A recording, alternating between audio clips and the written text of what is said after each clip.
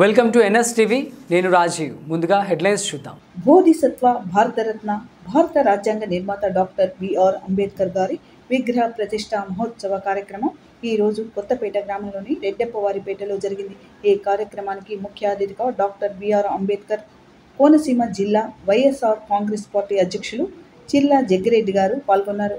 అనంతరం ఆయన మాట్లాడుతూ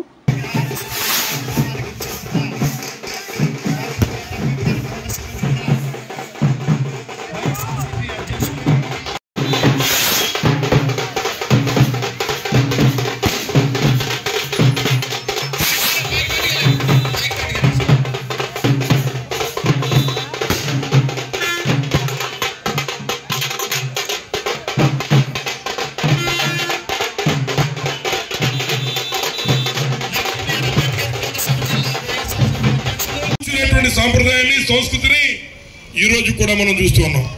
కానీ ఆ రోజు స్వాతంత్రం వచ్చిన తర్వాత ప్రపంచ దేశాలన్నీ భారతదేశంకు చూస్తూ ఉన్నాయి।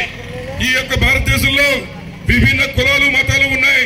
వాళ్ళలో వాళ్ళే అన్నదమ్ములే కొట్టు చేస్తారు। వీళ్ళ దేశాన్ని వీళ్ళు పరిపాలించుకోలేరు, మళ్ళీ మాకే అప్పచెప్తారని ప్రపంచ దేశాలన్నీ చూస్తున్న తరుణంలో డాక్టర్ బాబాసాహెబ్ అంబేద్కర్ గారు ప్రపంచ మేధావిగా ఈ రాజ్యాంగాన్ని మనకిచ్చి ఈ రోజు వరకు మనం సక్రమంగా ఆయన భౌతికంగా మన ముందు లేకపోయినా ఈ రోజు సక్రమంగా మనం ఈ రాజ్యాంగ వ్యవస్థలో ముందుకు నడుస్తున్నాం। ప్రపంచ దేశాలకి సమాధానం చెప్పిన నాయకుడు డాక్టర్ బాబాసాహెబ్ అంబేద్కర్ గారు అని చెప్పి సందర్భంగా అందరికీ మనం చేస్తూ ఉన్నాం। అలాగే ఈ మధ్య సినిమాలో లేదా వాట్సాప్ లో డైలాగ్ వస్తుంది, ఏం ఫీల్ ఉంది మావా అనేటువంటి డైలాగ్ ఏదో ఉంది। అలాగే మరి నేను సారి గతంలో ఎమ్మెల్యేగా చేసిన ఇవాళ డాక్టర్ బాబాసాహెబ్ అంబేద్కర్ గారు పేరు పెట్టిన నాయకుడు మళ్ళీ నేను డాక్టర్ బాబాసాహెబ్ అంబేద్కర్ గారి యొక్క జిల్లాకి అధ్యక్షుడిగా చేయడం నాకు కూడా ఏం ఫీల్ ఉందిరా మావా అని ఈ సందర్భంగా చెప్తున్నా।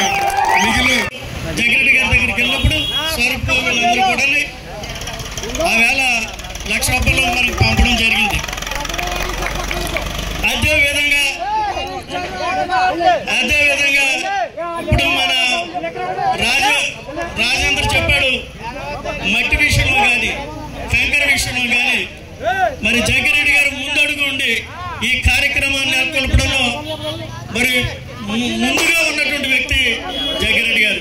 వారి తర్వాత మీ అందరం కూడా ఈ విగ్రహ ఆవిష్కరణ కార్యక్రమంలో మా వంతు పాత్రను మేము పోషించాం।